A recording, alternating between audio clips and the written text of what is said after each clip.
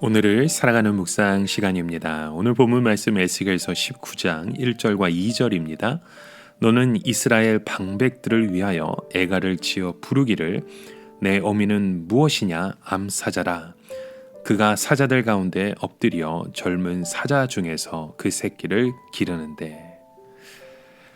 자, 오늘 본문 말씀에 보면 이 애가라는 말씀을 주십니다. 원래 애가라고 하는 것은 슬픈 노래의 의미도 있지만 어떤 경우에는 민간인들 사이에서 많이 유행을 되는 이 민족적인 노래의 의미도 있습니다.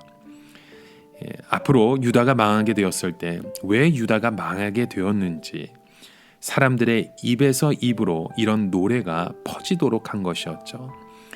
그 노래의 가사는 유다가 망한 것은 바로 오늘 본문의 말씀처럼 새끼 사자를 키우는데 실패했다는 것입니다. 유다 나라의 중요한 특징이 무엇입니까? 다윗의 자손들이 유다 나라를 책임지게 되어 있는 것입니다. 이것은 하나님께서 다윗의 신앙과 그 헌신의 복으로 주신 것입니다. 그러니까 유다 백성들은 하나님만 철저히 의지하고 그분의 은혜만 붙들기만 하면 언제든지 부흥을 일으킬 수 있는 나라였습니다. 그래서 유다 나라에서 가장 잘해야 되는 것은 바로 이런 교육이었습니다.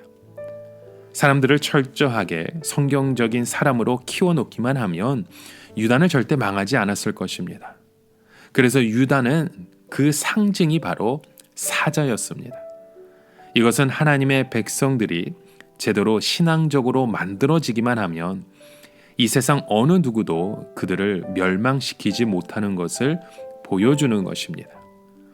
유다 나라 전체가 암사자라고 한다면 그 왕자들은 모두 사자의 새끼들이었습니다.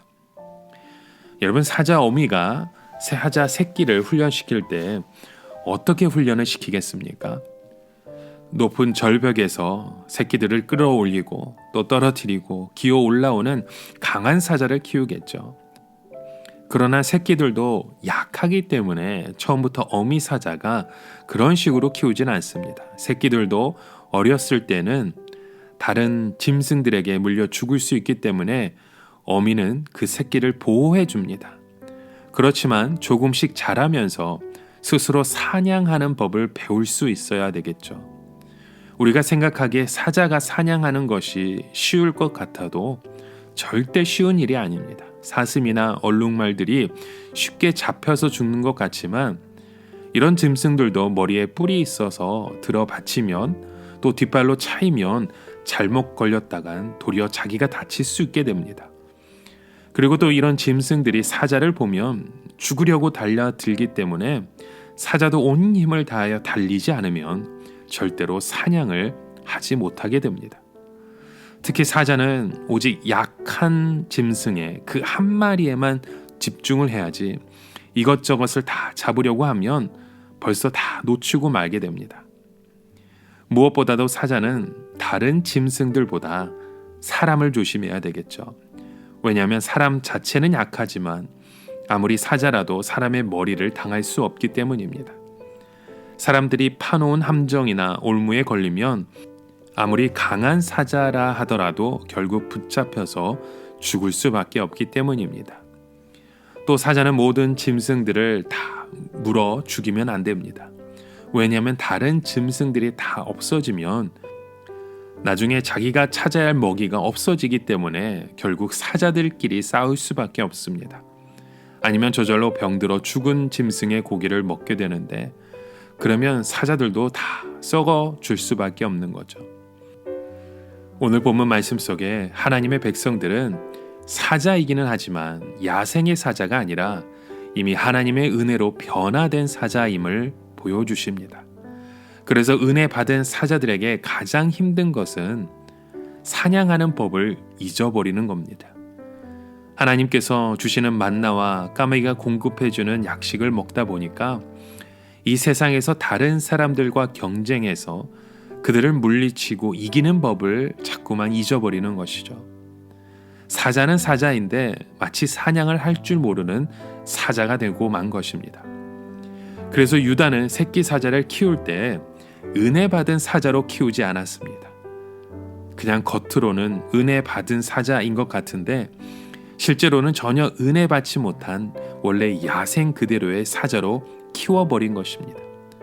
왜냐하면 그렇게 해야 이 경쟁이 심한 세상에서 남에게 뒤처지지 않고 겨루어서 이길 수 있다고 생각을 했기 때문입니다. 진정으로 변화되지 못하고 하나님의 은혜의 맛만 본 사람들은 하나님 앞에서도 최고가 되려고 하고 세상에서도 최고가 되려고 합니다. 그래서 오늘날에 와서 진정한 크리스천이라고 하면 중심으로 변화된 크리스천을 말하는 것이 아니라 우리는 세상에서 성공한 크리스천을 보게 됩니다. 즉 세상에서도 성공하고 교회 안에서도 인정받은 사람을 찾는 것이죠. 물론 하나님께서 축복하셔서 신앙도 좋은데 세상에서도 크게 성공하는 사람도 얼마든지 있을 수 있습니다. 그러나 잘못하면 우리는 이런 세상적인 사자가 되는 것과 마찬가지입니다. 그래서 예수님께서는 한 부자 청년이 찾아왔을 때 재산을 다 팔아서 가난한 자들에게 주고 나를 쫓으라고 말씀하셨던 것입니다. 여러분, 우리는 어떠한 사자의 모습입니까? 하나님의 은혜로만 살아가는 하나님의 진정한 사자인지요? 오늘 우리의 모습을 다시금 돌아보며 우리가 주님 앞에 다시금 믿음으로 고백할 수 있는, 또 그 믿음으로만 살아갈 수 있는 우리의 삶의 모습이 되시길 주님의 이름으로 간절히 축원합니다. 오늘을 살아가며 한 가지 묵상의 질문을 드립니다. 여러분, 오늘 우리의 모습을 한번 돌아보십시오. 우리의 사자 같은 하나님의 자녀로 우리가 자라나고 있는지요? 아니면 아직도 이 세상을 바라보며 세상의 사자로만 살아갈 수 있는 그런 고백을 찾고 있는 것은 아닌지 다시금 우리의 모습을 점검하며 2024년 이 새해를 주님의 말씀을 통해 하나님의 사자로서의 그 사명을 능히 감당할 수 있는 저와 여러분의 모습 되시길 주님의 이름으로 축원합니다. 기도합니다. 하나님 아버지, 오늘도 우리의 삶을 불러주시고 하나님의 자녀로 또 하나님의 그 사자로 우리의 삶을 이끄신 주님을 바라봅니다. 오늘도 주님 앞에 그 말씀의 고백대로 하나님의 은혜 받은 대로 살아가는 믿음의 군사 되게 하여 주시옵소서. 예수 그리스도의 이름으로 기도드립니다. 아멘.